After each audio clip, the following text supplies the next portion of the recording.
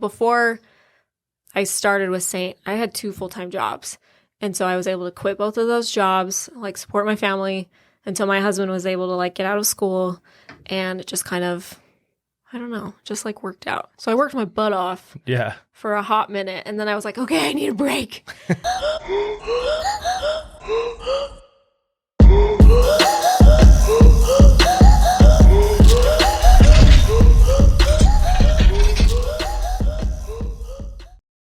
Hey guys, this episode is brought to you by Weapon X Holsters, quality handmade Kydex holsters made right here in Southern Utah. You can stop by the store, 1397 West Sunset Boulevard, number 115 in St. George, Utah. Hey guys, welcome back to the Derek Lake Podcast. We are back in the vault. This is episode 107. I've got a longtime friend in today that has hit it big in kind of it's not really a niche market. I'll kind of let her explain it, and it's not really something I'm into, so it'll be informational for me too. So today as our guest, we have Chandler Larsen. How's it going? Good. This is cool because we talked about doing this before, but you were living in Alabama. Alabama? Yeah. Yeah. You were living in Alabama, and I thought like, I don't like doing Zooms. Yeah. I'd much rather have the person sitting in front of me. If it's not really an option, or we're just trying to get a guest in that I want to have in, we'll Zoom. Yeah. And so I was like, hey, next time you're in St. George, And then I don't know how many months later, you're like, dude, we're moving back to St. George. So I'm glad that you're moved back to St. George. You guys are settled. It's been a few weeks? It's only been 2 weeks. 2 weeks. Yep. And was it a job that brought you back for your husband? Mm-hmm. Or okay. And we'll talk about that. I was just curious. So typically what we'll do is just let you background for a minute, anything you want to share. Grew up here, went to Pineview, a couple siblings type of thing. Cool. And then I'll kind of guide the conversation, but like I mentioned before, it's your episode, so you can kind of take us where you want to go. Sounds good. So yeah, I'll let you take over. A little backstory and we'll jump in. Okay. Yeah. So I grew up here. My husband and I both grew up here, and I grew up in the fields. He was in Bloomington. We went to rival schools, Dixie and Pineview. And we met at Dixie State back then, so Utah Tech. We still call it Dixie. Okay, good. So we met at Dixie. Go Rebels. That was a long time ago. 7 mascots ago. I know. I remember when the first, the storm, I remember when all that went down. That was so weird. Feels like forever ago. It was. But he literally went to 1 semester of college. So it's kind of funny that we met. But he was good friends with my ex-boyfriend's brother. So we kind of just had mutual friends and hung out. And he just waited for me to be single. Finally swooped in. And we've been married 11 years, just a couple days ago. Congrats. Thanks. Yeah, it's been fun. We got 2 boys. We were here until about 6 years ago. We moved to Vegas he was doing aircraft maintenance school. And so we were just there for a couple of years while he wrapped up his schooling, and then he got a job with Airbus manufacturing. So in Alabama. Okay. So he was building planes. So he was doing that for the last 4 years. I know. So pretty cool. Yeah, that is cool. It is cool, but it's a lot of physical labor, and he's had 3 back surgeries just from different car accidents and stuff. So it was just really taxing on him. And so we always had the goal to move back to Utah, whether it was through me being able to offset the income or just getting another job or something. So we would always kind of just look and see what was back home. And we were kind of looking more Utah County. But we have a friend down here who owns some companies, and they've worked together in the past. So he just called him up 8 weeks ago and was like, hey, I have this job. Are you interested? And he was like, yeah. And I mean, there was more to it than that. But basically, he was dang, just out of the blue. Well, kind of, but not really. He would just check in with us periodically, but the pay was never enough, or the job wasn't something he was interested in. We wanted it to line up where it was worth it. Not just grabbing any opportunity. Yeah, because working for Airbus, which is a huge international company, it's got some good benefits and stuff. But anyways, so this one just kind of worked out where it all just made sense. And we packed up and moved in 5 weeks, and we didn't tell our family. We like surprised everybody, and it was really fun. That's awesome. Yeah. So now we're here. Yeah, you had a little video, I think, of your parents. Yeah. Is that what it was? You walked in on them, or how'd that go? So we had a family reunion on my husband's side already planned. We were already planning on coming out. So it wasn't like nobody knew we were coming. But once we got this job offer, we were like, okay, so we can either go to the family reunion, come back, take our time, like selling our house and everything, or we can just cancel our flights, save a bunch of money, and just try and move in 5 weeks. Because the time frame was 5 weeks between when we accepted the job offer to when that like family reunion was. And so I was like, well, our tickets, I paid for the insurance, so we can get it back. We would have a house, so we wouldn't have to pay for the Airbnb. We wouldn't have to rent a car. We would save a lot of money not going back and forth. And so we just called a realtor and just put our house up just to see how it would go. And we had a full listing offer within like 2 days. Dang. Yeah. And so it was... You don't question that, huh? No, I mean, and it was like a VA loan. So we were in a Coast Guard base. Got you. So it was like, clean loan, and everything just worked out, like literally just worked out. And so, yeah, we packed up everything. We're pretty minimalist people, so it wasn't too hard to like pack everything and move. But yeah, we had 2 cars, so we sold one of them, so that we didn't have to like do a U-Haul, a car, and then another car. Mm-hmm. And didn't tell anybody. So when we showed up here in St. George, I just called my mom and I was like, hey, we want to go to dinner with you. Can you just come meet us at my sister-in-law's house? Got you. Which was not my sister. It was our house. We're renting, which was that's important because my parents are realtors. So they would have been pissed if I bought a house without telling them. Or using them as a realtor. Right. But so they came over, just to be like, okay, like, let's take you to dinner. And they opened the door and my boys were like, hey, we move here. Like, we live here now. And they were like, what do you mean? And I was like, we live here. And there was boxes everywhere. Like, and it kind of clicked in. So that's awesome. It was fun. That is fun. So it's like, hey, we bought a house, but we couldn't tell you, so we didn't use you. I wouldn't dare do that. That's awesome. No, it's all good.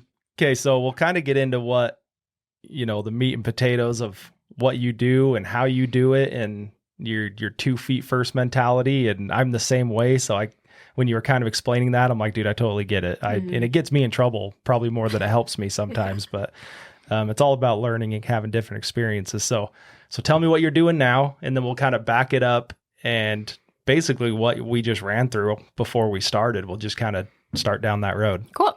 So currently I'm a makeup artist with an MLM called Saint. So you're essentially an affiliate. You just sign up and you pay for like a starter kit, and then you just sell makeup online. That's really all it is. It's just selling a certain product online. It's not retail. You're not going to find it in stores or anything. You have to work with an artist. Like, we're called artists, and I love it. I've been doing it for 4.5 years. It's so much fun. I love the business model. I love the product. I love the company. It's like the perfect fit for me, which is really weird because I didn't like makeup growing up. I didn't really learn how to do my makeup. I just kind of was like, keep it really simple, mascara, foundation, whatever. But the product was really simple, super affordable, really clean. And I loved how they set up their program for like being an affiliate with them, especially compared to the other 2 companies, which we'll get into. But I don't know, it just all worked out. And so the short answer is I'm basically like a social media influencer, which I hate saying, but technically, by definition, that's like the easiest explanation. You say artist. I'm okay with that. Makeup artist. But I didn't like go to school to be a makeup artist. So, some people are like, you're not. I'm like, okay. That's fine. Like you don't have a piece of paper like I do. I'm like, I have the hours in it. Okay. Right. But no, it's all good. So essentially my job, the nice thing that I like about it as well is, and not that you know this, but finding the perfect foundation match for your skin tone is really, really hard because you can't go into a lot of stores and just like test everything out. And so I wouldn't know that. You You're wouldn't right. know that. So I like it because I get to have a customer connection. I get to help them really customize the routine for them and build it out for them in this like one compact. And I have like a less than 1% return rate. So I'm doing pretty good in that field. So I can match it pretty good. And it just makes the process really easy for people. And then not only that, but I'm constantly giving education. So I'm teaching them how to do things. I do free complimentary consultations with them. And I'm just there to make them feel as like beautiful as they really are and confident and just kind of help them through the whole process. And it might seem a little silly, but I really do love it. And I work with anyone from like a teenager to cute little like 70-year-old ladies and everywhere in between. And it's so diverse. It's super fun.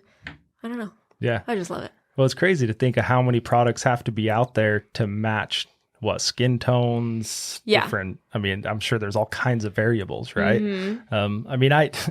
I gotta be honest. Like I haven't spent a ton of time watching you do makeup and put makeup That's on, fair. but I see the clips go through, right? And I always think like, man, she's got like, it's always something creative. Mm-hmm. And then it's like, I think one you were starting to do, and you'll have to correct me if I'm wrong, but you're doing one that a customer orders. Is that right? Yeah. So I have a just series. Like different ways. Yeah.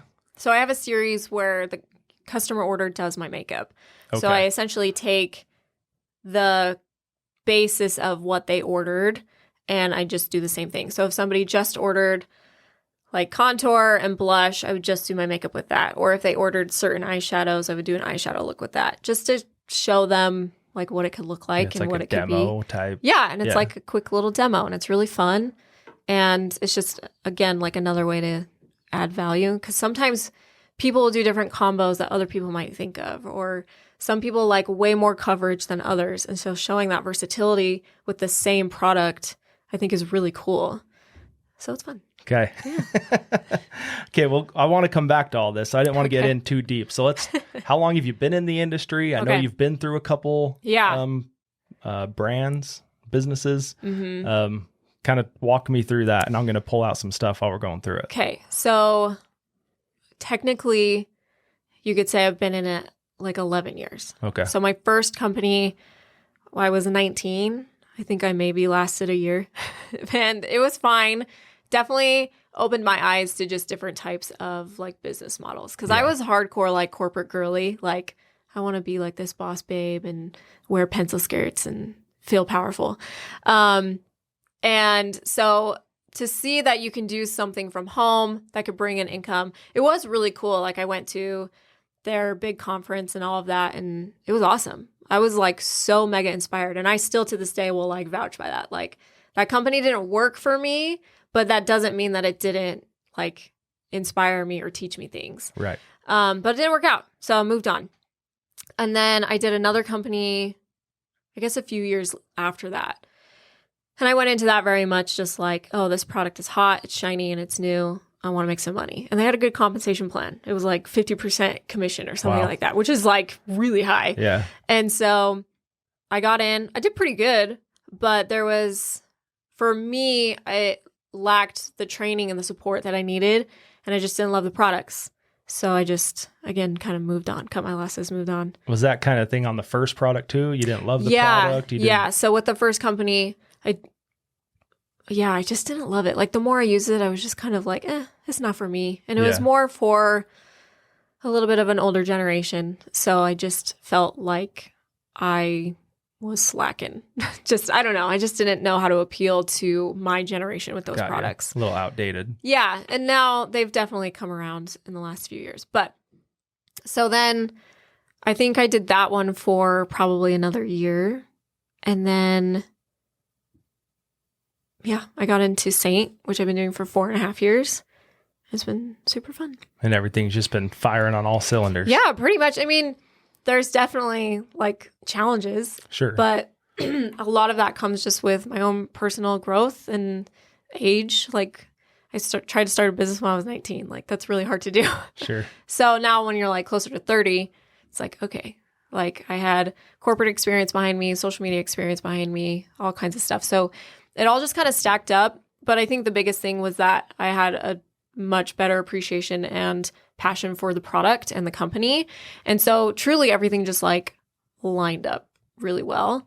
And I just went into it kind of what we were saying before of like, if I'm going to do another MLM, like I'm committed to it and I'm like not going to take no for an answer. Did your research. Did my research. I was really nervous to tell my husband like, hey, I want to do another one. And he's like, no. Because it's like the most cliche like Utah thing to do, but who cares? Like, whatever. And Dakota's the best. He's like truly like, yeah, like do it. And then he's like, get the biggest package to get started and like, kill it. And I had like this whole presentation prepared and he was just like, no, you're good. Like, whatever. You don't need my permission. No, he just has so much like belief in me. I love it. Sometimes he carries me through the hardships, but so I went into it like, this is my thing. And I went into it. And by that point I had about like 6 years recruiting experience. So, team building can be a big thing in the MLM world of like how to make passive like residual income.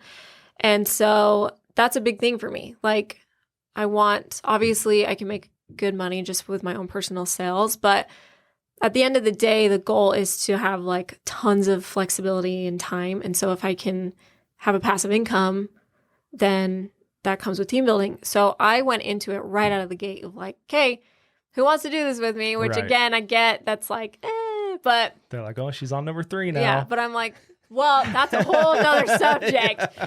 But that's true. Like that's a big fear because going into it, not only with the business model, but there's a huge stigma around it. And I get it. I was burned by companies. I lost money. Yeah. But at the end of the day, the business model is good and it's no different than so many other things like real estate or whatever, insurance. Whatever. Yeah. Yeah. So anyways, so I just was like, I'm going to make this work. And I had a few girls like sign up with me and they're still with me and it's really cool. So with this particular company, there's 10 like ranks or like levels of leadership.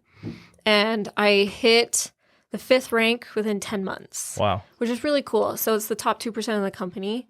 I have been there for a while, but that's okay. Like, because at the end of the day, I don't know. It's really not about the rank. It's more so about what the business model is offering me.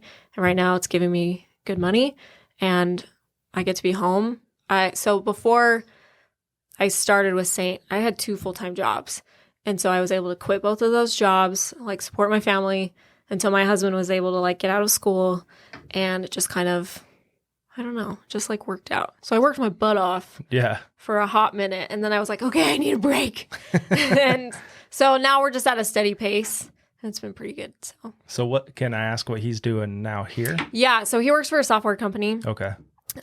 Basically, I don't even know. I do, but it's really hard to explain. So he works for a software company. That's good enough. So it's it's a big difference from airplanes. So I'm like, how do you go from building airplanes to St. George? Like, what's there here to build airplanes? So no, there's not. No. So a couple things when you're talking about going through those different companies, it's interesting because, I mean, maybe it's obvious to people, but like I envy this about people like you and other people I talk to. Like, my main job is selling safes, right? Like safes, vault doors, installs. And I'm like, dude, I didn't grow up being like, I want to be a safe salesman. Right. You did it. Like, right. And so, but even safes, like it's just I like talking to people. I like having a retail store. Like that might even be more of what I like more than the product. Right.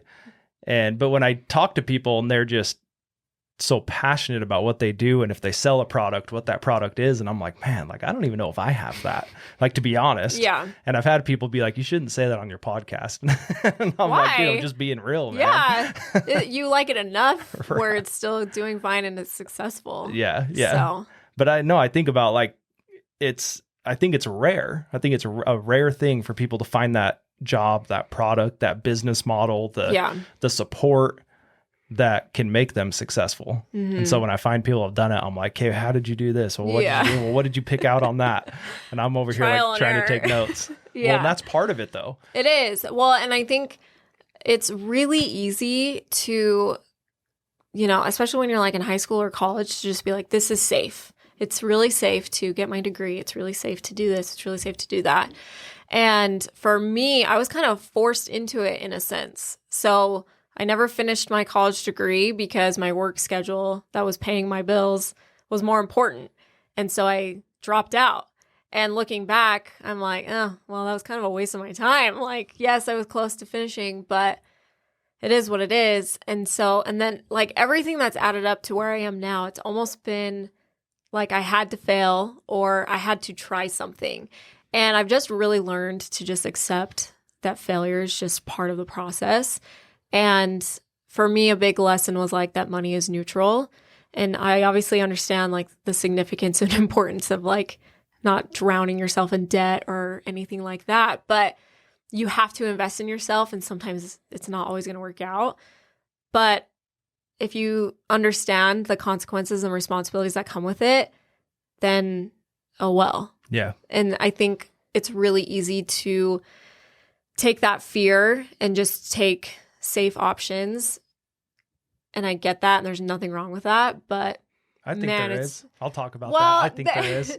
But at the end of it, but we need people who are doing those. Like, to me, I could never be a doctor. Oh my gosh. Like, I could never do anything like that. I'm just more, I don't know. I just need that creativity, or I don't know. Well, I mean, there's, like you're saying, there's different levels of it. Mm-hmm. Like I didn't care about college. I couldn't wait to get done with high school. I wasn't going to go choose to go to school.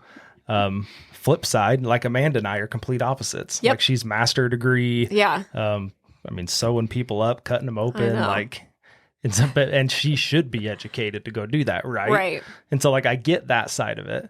At the same time, and it's hard to talk about this stuff because like she struggled. I mean, she was up till 2:00 in the morning every night studying, and then would go to work the next day. Right. Mm-hmm. Like Amanda and I get it a lot. We get the must be nice to be rich, must be nice that has a wife making money like we do. Yeah. I can take more risks. She carries insurance, right? Like we get that a lot, and that's fine. I'm like, well, we still worked our trash off for the last decade. So, but back to like, we need people at that level. And then like how Andy Frisella always says it, he's like, we also need people to make French fries. Mm-hmm. So that whole level's there, but the road that you're on, the road that I'm trying to be on, it's lonely is the way Ed Milet talks about it. Yeah. And there's a lot of people that try to pull you off the road. Mm-hmm. I've had a lot of people tell me like, dude, you're doing too much. You're going too fast. You're burning candles at both ends.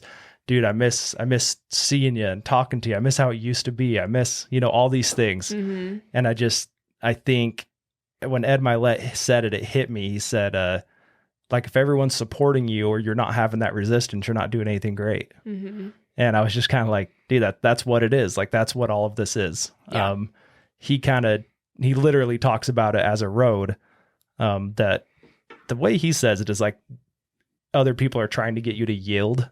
Right. I think it's more of like a merge. Like they're trying to get you to merge back onto their road. Mm-hmm. And I love the way he puts it. Cause I don't know if you've heard Ed Milet much, but okay. Yeah. I mean, the way he speaks, it just puts you in that space. Yeah. Right. And he's like, it's bumpy, it's lonely, it's narrow, it's windy, and talks about it. He's like, it's dark. There's no street lights. Right. And as he goes through, I'm just like, dude, that's what it is. Mm-hmm. And I can only imagine, I mean, like I'm doing something a little more traditional with the retail store. I mean, you're selling makeup online. I know. And so like, and I'm not trashing you. No, I know it. you're not. I love it. No. So I just think like, what comes with that? I'm sure that you've had people be like, dude, maybe the multi-level's not, it's not a real thing. You shouldn't do it. Are you really going to make a living? I mean, I think one of your goals is, like you mentioned, retire your husband type of thing, right? Yep. And I'm sure people are knocking on that. So what's your thoughts? Maybe what's some examples? What have people said? Whatever you want to share on it. So the thing that first comes to mind is, well, it can be lonely. So there's a big thing, especially around like MLMs of, well, two things really, of like, one, there's this hustle culture, right? And then two, that it's a pyramid scheme. So with the hustle culture, it can be really toxic for sure. But in my mind, I came into it so clear with what I wanted. Like, okay, my first year, this is what I want, and this is how I want to do it, and who's going to get me there? If you haven't read the book, Who Not How by Dan Sullivan, it's a phenomenal book. It like changed my life. And so a lot of it is just, to me, I'm like, okay, I'm really clear on what I want. And part of that is knowing what sacrifices I want to make and what I don't want to make. And part of that is going to be social, like not seeing your friends, staying up late. And that can be interpreted as like really negative, like hustle culture, whatever. Yeah. But Sleep to me, 2 hours a night. Yeah. And which that was one of my things that I was like, I'm not willing to sacrifice my sleep. I'm not willing to sacrifice bedtime with my kids, whatever. And I hold to that like hard. And I did that right from the very beginning because I was like, this is not going to ruin my world or rule it or anything. Like, I'm in charge of my business. Yeah. So that's how I went into it. So mindset over everything is always going to make or break people. And I think that's why so many of us fail. Like, if you can't set good boundaries, if you can't have a good mindset, and if you're not willing to do the work, you're not going to get very far. That's why there's only so many people that can do more of these entrepreneurial things, because it is lonely and it is hard. You do have to make sacrifices. But to me, the sacrifices I was making when I first started, even just 4 years ago, are not near what I'm doing now. And so it gets better or worse? It gets better. Okay. In my mind. Well, I'm just curious. There's definitely... Because I think it's just different. It is different. But as far as like my schedule... I guess when I first started, I had 2 jobs, so it was a little different. But like, I have way more flexibility now than I did back then. I'm obviously making more, and I have more consistent stream of income, and so I don't feel like I have to constantly be like on. Like, I basically just took 3 weeks off, barely posting or doing anything, and I had a really nice month, and it was totally fine, and I wasn't stressed about it. But there's different things like. There's just growing pains as well. So like the more your business grows, the more my team grows, the more you're dealing with there's so many things, but there's just a lot of like coaching that's involved for yourself and for others. And anyways, so as far as like what's hard, that's probably a big one that I saw is like, you're willing to do all of this hard work. I'm like, yeah, I am. Like, you're not. Yeah. Like, that's the difference between us. And it's not a bad thing. And I think what's really nice about the MLM business model is you do not have to be like these top 1% of people. Like, I'm making a full-time annual income with just being like halfway there, like a level 5 or whatever. But there are people who are on paper like a lower rank than me, but they're making way more than me. And so again, that might just be my specific company and their business model. But I guess that kind of goes back to like the pyramid scheme is like, everyone's like, oh, like there Chandler goes again. Like she's doing another one of those things. And so it's kind of funny because I always tell people when I went into it, I wanted to be that person that was like, I imagine, old people from high school or people from my neighborhood or whatever, like, do you ever know anyone that's like been successful at an MLM? I want them to be like, yeah, actually I do. And her name's Chandler and she's great. Like, I want to be that person, which is really silly, but it's just one of those like motivational things for me. And now it's not as much as like a motivation. Maybe that's because I am there, or just because I'm not as extrinsically motivated anymore as when I first started. But I don't know. In my mind, coming into it of like, it's a pyramid scheme, just have your own experience with it and do your own research and educate yourself on what it actually is. And then don't just look at one industry. Because, yes, of course there are pyramid schemes. I almost sold Cutco knives like years ago. Like that was a pyramid scheme. But there are so many other industries that are built the same. And I know that's like, everybody knows that. Everybody's heard that. But so it's easy for me now to just kind of like brush it off. Like, you're not paying my bills, so I don't care what you think. Exactly. Like, I know what I'm doing. I know I'm a good, honest person. And so like, I'll just stay in my corner. So sometimes, I guess that's lonely. But at the end of the day, if you aren't willing to support me and what I'm doing that's making me happy, just because you don't like it or you had a bad experience with it, then that's your problem, not mine. Right. And so going to support, talk about your husband a little bit. I mean, I'm sure that there's, like you were saying, you were working a job when you kind of started this. Mm-hmm. You had 2 boys at the time, right? No, so we just had one. Okay. So before I started with Saint, so my husband was in school. It was pretty intense. It was like an accelerated program. So we were just living with my in-laws and he was just doing school. Okay. And our goal is to was like be debt free. So I was like, okay, I'm going to work as much as I can. So I had a full-time job. I used to work for a Legionnaire and it was great. Don't bag on Allegiant. You can, it's funny. But I was in corporate. I did HR. So I worked a lot with like executives and VPs and stuff like that. So I did that full time. I traveled a ton, like 2 weeks out of a month sometimes. It was a lot, but I loved it. I really did. And we had my oldest son at the time, and he was only like 2. And then I also was a virtual assistant. So I did probably like 20 to 30 hours a week for just different clients. And I don't really remember why I did that. I think it was just I had the time and it was easy money. And it was something that I loved. Like, I loved being a virtual assistant. It kind of took the creative aspect that I was missing from my job and like gave me some of that.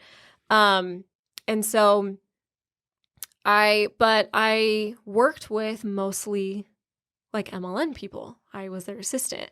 And so it was really cool to kind of work with these more higher up people who needed an assistant and just kind of see the system that they had and like what they were doing, what success looked like for them, and just kind of help them out. And I was doing simple things like answering emails or making graphics and things like that.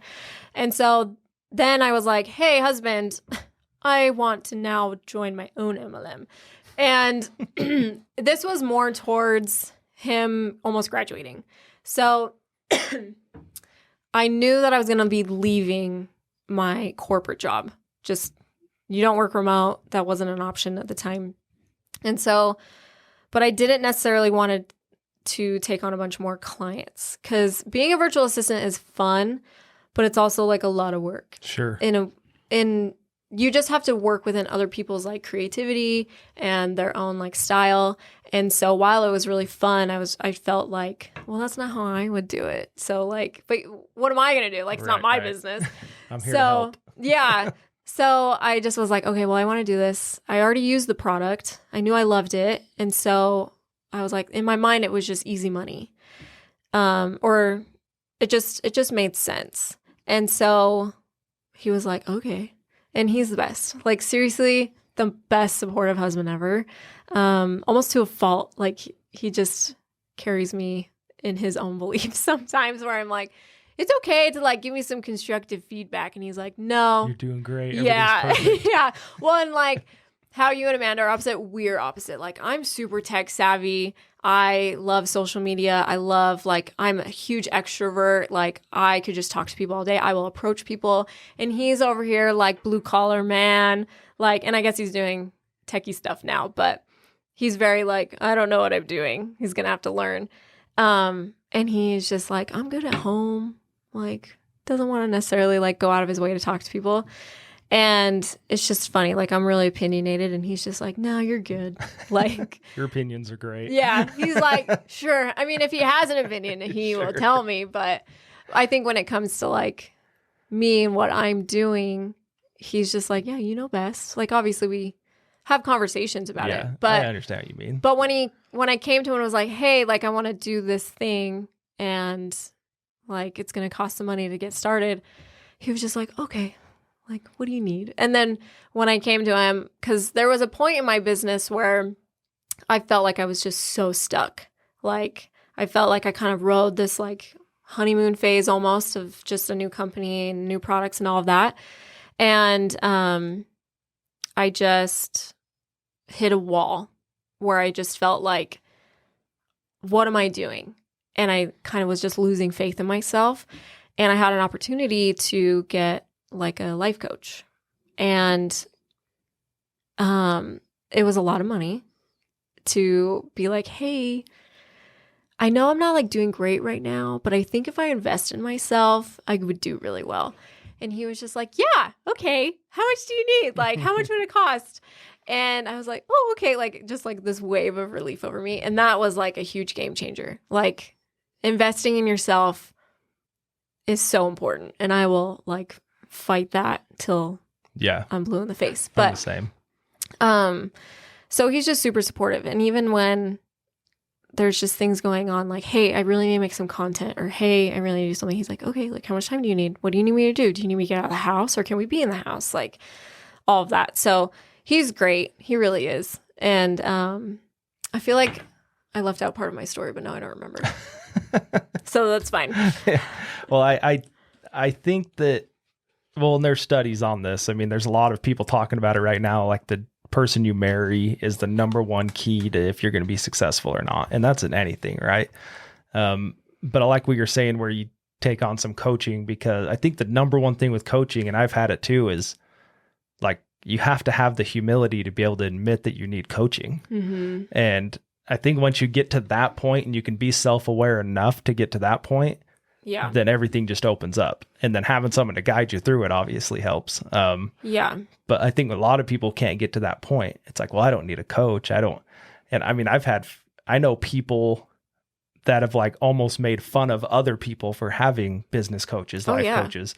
And I'm like, dude, at least he's self-aware enough that he knows he needs it, and we could all use it.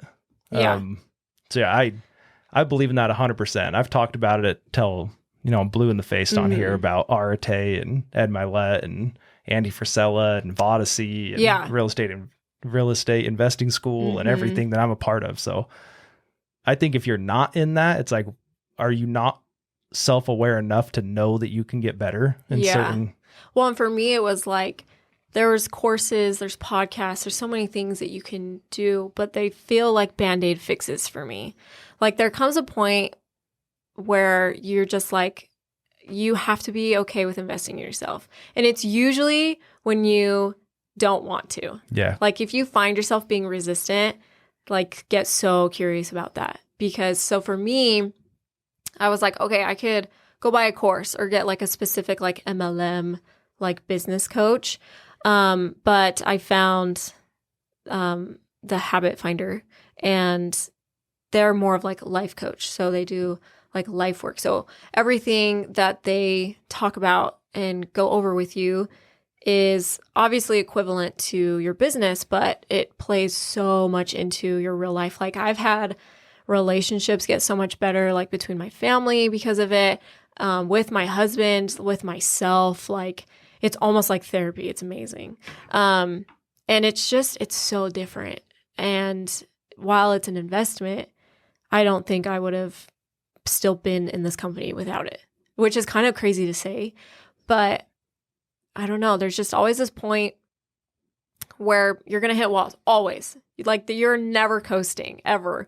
And so you have to be feeding your like mind and your soul all the time, or those thoughts are going to win. It's just like a nasty cycle. Yeah. So I mean, it goes back like, so I've been listening to Ed Milet a ton. So forgive me if you guys need have him heard on of anything. Here. I wish, man. Well, it's funny. We've talked about it. So Andy Frisella, I think he says if you have a podcast for 2 years, like he'll come on it. And so when I hit 2 years, I had a couple people be like, dude, you need to hit up Andy. Oh my gosh. And I'm just like, I don't even know what I would say to the guy. You know, like I've been in the same room as him. I've been to his conferences. I've consumed his entire podcast. And I'm just like, I don't even know. I would just be like, dude, thanks for coming. What do you want to talk about? Mike Shores. Yeah. You know, like, I don't even know what I would say. Okay, he would be fine. Yeah. But so anyway, back to Ed, like this road that he talks about, and he refers to it in different speeches and different things. But you were talking about, gosh, now I'm going to miss my train right here. It being easy and coasting, right? And so you're like, well, you don't just sit and coast. And I'm like, yeah, they do. That's the other road, though. True. Like that's the other road, right? Yeah. And when you were saying having resistance, it's like, well, when you're in that other road coasting, there's no resistance. Mm-hmm. And so when you said when there's resisting, it's interesting or get interested in it, that hit me because I was like, that's exactly what it is. Like, if you haven't had resistance, then you need to push a little harder, I think. Yeah. And because you don't know what you're capable of until you push through it. Exactly. So, well, and you going through 2 other companies to find the third one, that was all, with yourself, finding what fit with yourself, what fit with the product, what business model fit. And like I said, I just envy people that have actually found it because I'm still looking for it. So I've got a bunch of stuff written down. You want to talk about anything else on that, or? I don't think so. Okay, you're good. What other coaching did you do? Did you do some business coaching too, or no? Was that both? So I've just done, with my like leadership and everything in the company, it comes with some trainings and things like that, which is great. So I just barely finished a 10-week course that was specifically kind of more business related. Well, I shouldn't say that. Technically, it was more personal coaching, but I went into it with the mindset of I want to apply this to where I'm at in my business, if that makes sense. And she's someone in my industry who was like leading it. It was like a group session. It was really cool. And so she applied a lot of it to our industry, which was really helpful. And I've just I have done courses and everything, but as far as actual coaching, I've just done those 2. But I've done Habit Finder 3 times. Like I loved it that much. Yeah. You talked about failing a little bit. If I could go back and tell Derek something at 15 or whatever, right? Go back and tell myself something. I think it would be like, dude, you're supposed to fail in things. You're supposed to get uncomfortable and fail in things. And 12-year-old Derek would have just thrown his cleats against the wall and been pissed about it, right? Yeah. I was never taught. Well, I was never taught that failure is part of it. Like if you fail, you're a failure. Like that's what I was taught. Whether that's what was meant to be taught or what I took from it, right? It's probably a lot more that's what I took from it. But my dad was like very passionate in sports, and we were to be the best. And that was the mindset we all had. But I was never taught, and I guess I shouldn't speak for my brothers, or even my sister. I was always taught, like, if you don't win, that's because you didn't do every single thing right. Instead of going back and reviewing it of what you could change, what you could work on, and that there was never any getting better. It was just, you're a failure, right? So the little bit of speaking I've done in high schools, that's something I always mention to them. Like, look, guys, you're supposed to fail. And I don't know if you view those companies as a failure, so to say, in parentheses, right? Yeah, I don't really believe in failure. Okay. So at least not anymore. Tell me about that. Why not? Because you can't succeed without failure, right? But so to me, it's more of like a stepping stone. And sometimes in order to get your footing, you have to take a step back so that you're more stable, so that you can take the next step forward. And so I love that. Yeah. So that's from Habit Finder. They're the best. But I just yes, I guess on paper, I failed that. Or from an outside perspective, it's easy to look at something and be like, well, you failed that. But to me, there is no point in dwelling on something that is like a failure that has such a negative connotation. Like, I don't know. It just feels gross to me. Because yeah, like you can still learn something from that. And without that experience, you wouldn't be where you are today. And I think a lot of the time we can internalize failure and tie it to our self-worth. And that's where a lot of us can get stuck.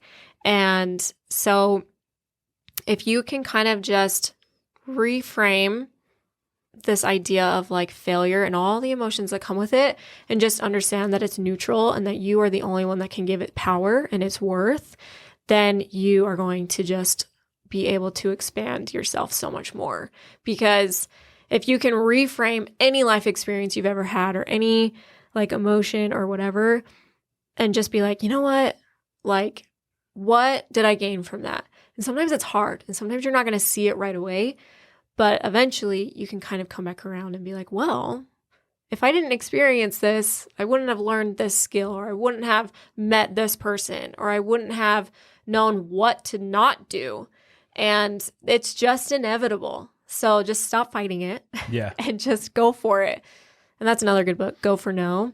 It's a really good book. And it kind of talks about, it's more sales based of like, go for the no's. Like, you never know unless you try. What's the worst that could happen? Someone tells you no. But if you kind of set yourself up for that expectation, then you're prepared for it. So a lot of what I teach my girls is like being proactive, not reactive. And I think that goes a lot in kind of the entrepreneurial, oh my gosh, that's so hard to say, that world of like, okay, I'm going to try this, which is uncomfortable and it can be scary, but I'm going to do it anyways. What's the worst that could happen? Like I suck, or, you know, someone might slam their door in their face. Or, yeah. And That's that could happen. Yeah. But if you can proactively be like, okay, so what if someone does? What if someone does laugh at you? What are you going to do? Your first instinct might to be like, well, I'm never going to do it again. And I'm going to go sit on the couch and I'm going to drink my Mountain Dew and I'm going to be sad about it. Don't knock Mountain Dew, okay? But, well, I drink Pepsi, so it's, you know, I get a lot of crap for that. But so it's like, yeah, you can do that and you can allow yourself to have those moments. But what is that doing for you? If anything, it's just feeding that like negative cycle. Mm-hmm. And it's just stopping you from trying things again. When what if the next time you did it, people were cheering for you? And you wouldn't know that unless you just were like, okay, I'm going to try again. So if you can go into something and just be like, okay, so in my industry, posting like a makeup-free face as a woman can be really intimidating. And so, but that's part of it. Like, how can you show the product without starting off with like a bare face? And so a lot of people can get afraid of that. But it's like, okay, well, what's the worst that could happen? Someone might be like, ew, you're ugly, and like unfollow you. Like, okay. That's not your client anyway. Yeah, exactly. But when you're first getting started, it's really hard to think about that. So it's my job to kind of help people be like, okay, so if this happens, what are you going to do? The biggest thing I think is to have somebody that you can talk to.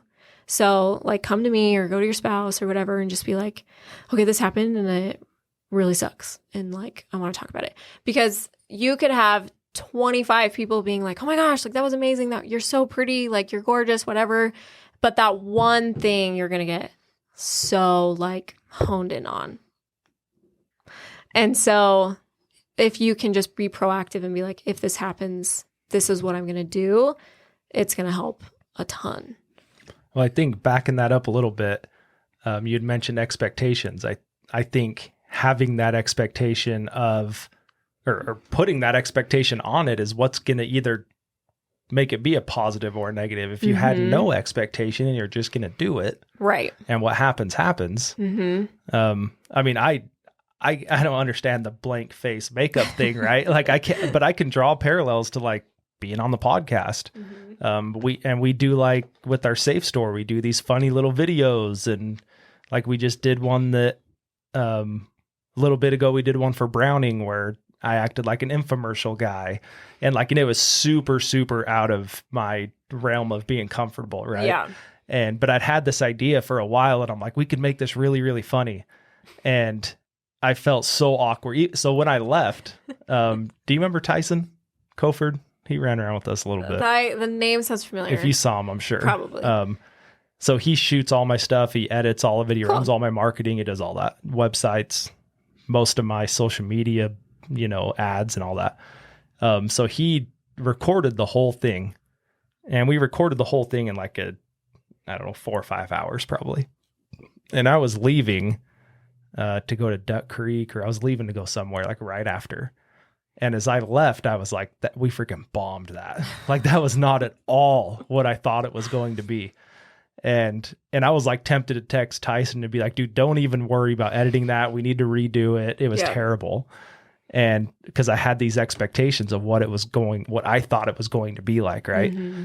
And when I was in Duck Creek, I don't really have service, which is one of the reasons I love going up there. And I hit service at some point and I got a text saying he sent me the video.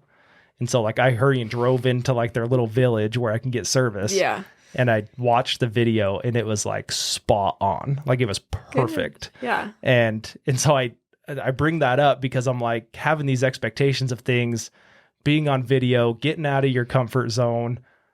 I mean, it's so cliche, but it's like nothing great happens in your comfort zone. Right. So getting out of that comfort zone and trying to do something that most people don't do, mm-hmm. that's how you grow. That's how you become successful. That's how you have people look up to you. That's how you become a leader. That's, put whatever you want to it. Yeah.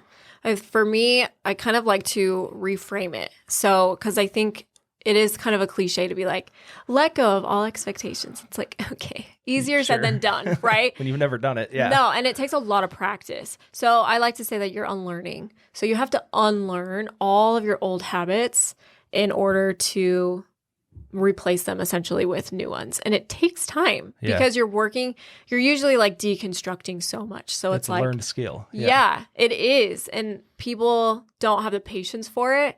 And it's really hard because a lot of the time, well, I would say all the time, it is so much more of like your own thinking and like, your expectations or whatever.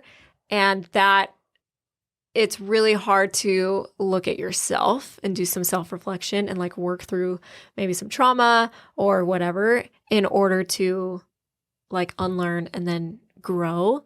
And so I just tell people, I'm like, okay, you're really used to like not showing up on camera or not talking on Instagram. And so we're just going to unlearn that behavior. And how you do that is by X, Y, and Z. And for some reason, I think, at least for me, when I reframe it that way, it feels more attainable. And I see that a lot in my girls as well. Like, they're like, okay, I can do this. Like, I can post this one thing. And then you celebrate the wins, all the tiny ones. And because that's so important. That's something I really struggle with. But it's so crucial to just be like, okay, you have to recognize what you just did and be proud of yourself for it.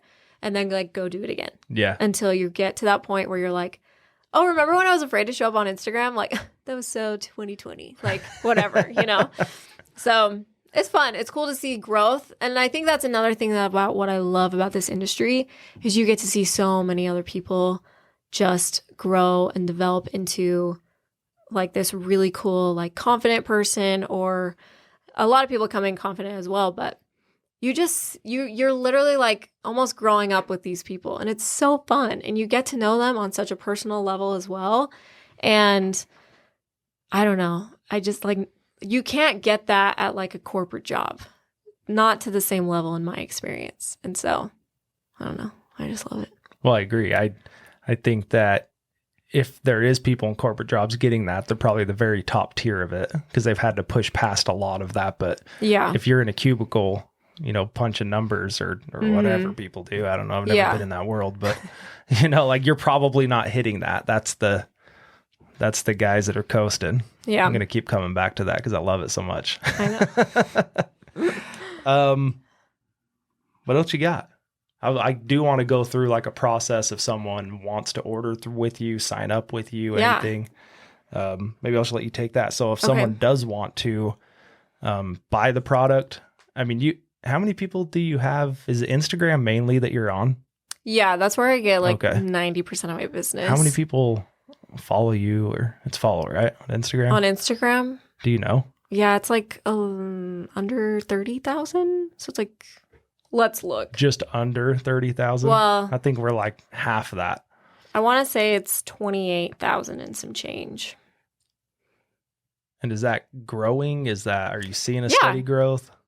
Yeah, so I'm at 28.4 thousand. There you go. So yeah, I would say it's pretty consistent. I did, like last year, I had a really nice like viral post. So that helped a lot. But I have steady growth, and I have like thousands of customers, and I do have a Facebook group that's exclusive for people as well. It's just Chandler Larsen Beauty. Nothing fancy. Is that what it is? Yeah, Chandler Larsen's beauty page or something like that. And I do a lot of extra like educational content in there. So I do like teaching like how to contour for your face shape, or how to cover melasma or rosacea, which means nothing to you. I know what rosacea is. Oh, okay. Yeah. There you go. So I've always joked that I have it because I always have like a red face all the time. I don't know if you can tell on the podcast, but if you see me in everyday life, I typically have rosy cheeks, and so I don't know if I have it or not, but I always joke about it. I can help with that. And people are always like, "Dude, why are your cheeks so red?" I'm like, "I have rosacea, you jerk." Like, oh, no sorry. one knows what it is. No, so but my main thing is Instagram. My handle is just Chandler Larsen. I should pop right up. So the process is essentially, I have a form for people to fill out, and it just asks some basic questions like, what type of coverage do you like for your makeup? Do you have any things that you want me to know about? Like if you have oily skin or dry skin, mature skin, if you have rosacea, anything like that. And then it'll ask you like, do you want me to give you eyeshadow recommendations? Just gathering some information. Sure. And then you do upload a makeup-free selfie. I'm the only one who has access to it. And I do delete them. Because I know people care. You're not holding them ransom. I'm not holding them ransom, no. So you order this or I'll release it. Yeah, or I'll release your photo. No. So you upload a photo, and there's like instructions on how to do it. And then I will email you back a email with just like, okay, here is everything that I recommend, and here's the link to buy, and it has everything in there. And I don't recommend just going on the site and like blindly ordering, because it is not your traditional drugstore makeup. We have really specific formulas, and the idea behind it is that it's completely customizable to you.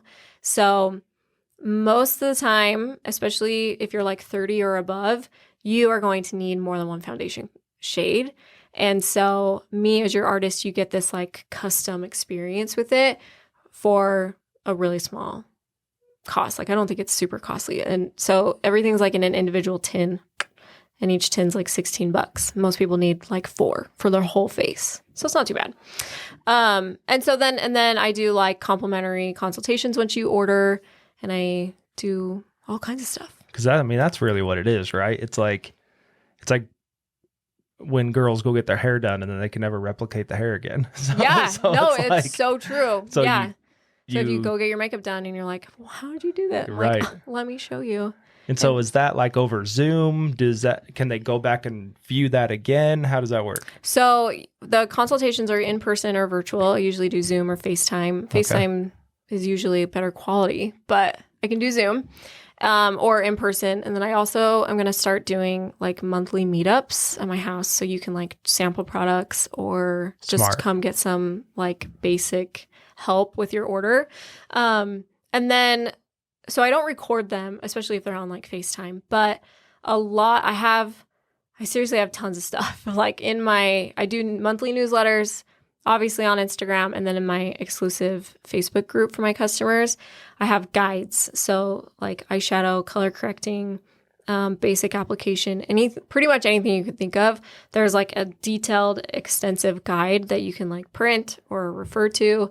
And then I do just tons of educational content in there throughout the weeks. So it's not even like order it and then you have no support. And then it's like order it, I'll tutorial it for you, and then no support. Then you even go I'm saying no support. Like it doesn't cut off there. We're adding more. Yeah. And that's what, again, not coming from the world, but just watching your page, I'm like, it's like every day there's something on there about. Yeah. just another creative way to do it. Does that make sense? I mean, I don't know if I'm wording that very well. No, you're good. So yeah, customer service is a huge thing for me. Like, I don't want someone to just buy a product once and be like, yeah, that was good. Like, you're buying it from me because you want to support me and you want to try it and hopefully love it. And so like, I want to have a relationship with you. Right. So please, like, I have a whole texting service where you can reach out to me, and I do everything by myself. I don't have an assistant or anything. And so like, you're truly just talking to me, and I want you to love the product and know how to use it. There's no point in me trying to sell you something if you're not going to like don't waste your money. Like, you want the return customer. Yeah, I do. And so, and I want you to love it. Yeah. So customer service is a big thing to me. I do a lot on the back end. I'm trying to think. I feel like I'm one of the only artists who really does consultations as much as I do. And again, I don't know everybody, but it takes time, but it's so worth it to me for that customer experience. Because ultimately, especially when you're buying from like an MLM company, the idea is that you're supporting like a small business, not some big like box name brand. Right. And so I want that to be the standard of like, okay, you're supporting me. So, well, and going back to like the MLM, like an MLM it's not a pyramid scheme. People, I think, get that screwed up. There's ways to do an MLM where it's not a pyramid scheme. Correct. Right? Yeah. Mitch Hancock and I talked about that on here a while ago. And so I think it just gets a negative sound on it. For sure. Instead of just, hey, Chandler sells makeup. She shows you how to use it. It's a great product. Mm-hmm. And then it's like, oh, that sounds so cool. And it's an ML. Oh, I don't want to be a part of that. Right. I know. And that's what sucks about it is it puts like that stink on it, and it shouldn't. The other thing I wanted to bring up is what about the product? And again, you got to educate me here because I'm kind of driving blind here. What about the product do you like? Is it how it's manufactured? Is it where it's manufactured? Is there different chemicals in them that you don't want? Is it a clean product? Like what? Yeah. So as far as like clean, it's definitely one of the cleanest out there. There's literally only 8 ingredients in like the main foundation things. So there are cleaner ones that are out there. So I think it just depends on your level of crunchiness. So I'm pretty crunchy, but I'm not like that crunchy. Like I still drink caffeine and like all this stuff. So if you're looking, I love that it's kind of like a gateway makeup to like crunchiness. It's significantly cleaner than a lot of big brands out there, which was a big thing for me when I was first looking at it. But ultimately what I love how versatile the products are. So, and how customizable it is. It's truly so individualized for an individual person, which is really hard to do because I can look at somebody who has like your same kind of complexion and redness, and you guys still might need totally different products. And that kind of comes down to what you need and what you want. There's a lot of like color science that goes into it, and it's just really fun. So, but the versatility of it is just really cool. Like you can take your contour, which is like what defines your cheekbones and stuff. And yeah, you can use that as like an eyeshadow. And obviously you can do that with other products, but because it's a cream foundation, it's so much better for your skin and versus a powder?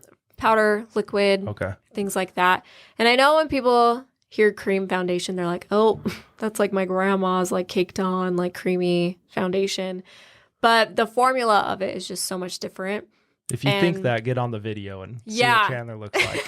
Do I look okay? I was actually a little nervous about that. I was like, I gotta make sure I look okay. What if I'm like, I'm a makeup artist, and they're like, you look ugly? I doubt that. That'd be so funny.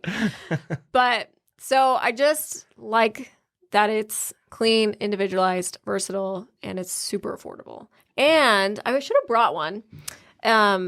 It's just all in one compact. So you're not digging through a bag to like find your foundation or to find your brush or to find like a lip it's all color. in one case? It's literally Okay. like in one case, and they come in different sizes, and they can have layers. So you can have like all your foundation and your blush and your contour on the first layer. Second one, you can have your eyeshadow, your perfumes, your eyeliner, your lipstick, like all of it. It all comes in these like magnetic tins, and they sit in the compact. And so what's even nice about that is when a lot of the time when you go to the store, if you want to buy a blush or like eyeshadow, you have to buy this whole palette. It's like $60 and you get like 12 colors or whatever. And you use 2 of them. And you use 2 of them, and it's such a waste. It's such a waste. And so with us, you can buy truly just exactly what you need, and you only replace it when you need to replace it. So you're saving money. It's way more sustainable, and you're only getting exactly what you need. So you can replace it as in like So, like, where if it is you- can come out and you Yeah. drop a new one in. yeah, so like if you use So it's modular all kind of so if you use all of your foundation, but you still have your contour and your bronzer and they're full, you just pop out the one foundation, you stick your new one in. Well, if I was more confident in who I am, I would have said you should have brought some. I We could have should've. made me look different. That would have been awesome. I That would've been so don't know funny. if I'm a pretty confident person. I don't know if I'm that You don't confident. need it. You're beautiful. There you go. That's the correct answer.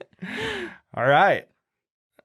Anything else? Anything else you want to touch on? You inspired to bring anything up? I don't think so. If not, that's fine. I could just talk for hours about anything. So just shut me up now, probably. It's Well, for the best. I think I like ending with kind of how people get a hold of you. You kind Okay. of mentioned your Instagram. Mhm. Are there other ways people get a hold of you? I like the whole meet up at the house. I mean, Yeah. you're going to So- do it's like a Pampered Chef party Yeah, for makeup. kind of, but for makeup. Yeah. So I do have an event actually on the 13th, whatever that Sunday is of August. So if anybody's interested in that, I can send the info on Instagram. Yeah, this will come out before that. So Oh, okay. Oh, I should have checked yeah, that. it will. And so, but really Instagram is the best way. And it's what again? It's Chandler Larsen with an underscore. Okay. And Larsen is Larsen. Other than that, like everything's on there, like email, phone number, website. I just live on there. Okay. I probably shouldn't, but I do. I tell everyone, I'm like, I wouldn't even be on social media if it wasn't for my businesses. And I don't know if that's 100% true because like, I think TikTok's pretty hilarious, I love even though TikTok. I think like Chinese are tracking us and all that. That's I'm fine. kind of buying into that. That's fine. I mean, I think they track me anyway. I have a podcast, so if they want to see me, they can see me anyway. Yeah. Yeah. We could talk about conspiracies. But yeah, no, every social is just Chandler Larsen. Okay. So super easy. All right. If that's it, we'll wrap it up. Cool. All right. So that's episode 107. It's Chandler Larsen. Go follow her. If you have any questions, reach out to her. I've known her forever. She's super easy to talk to, as you can tell. If you're still with us, you know that.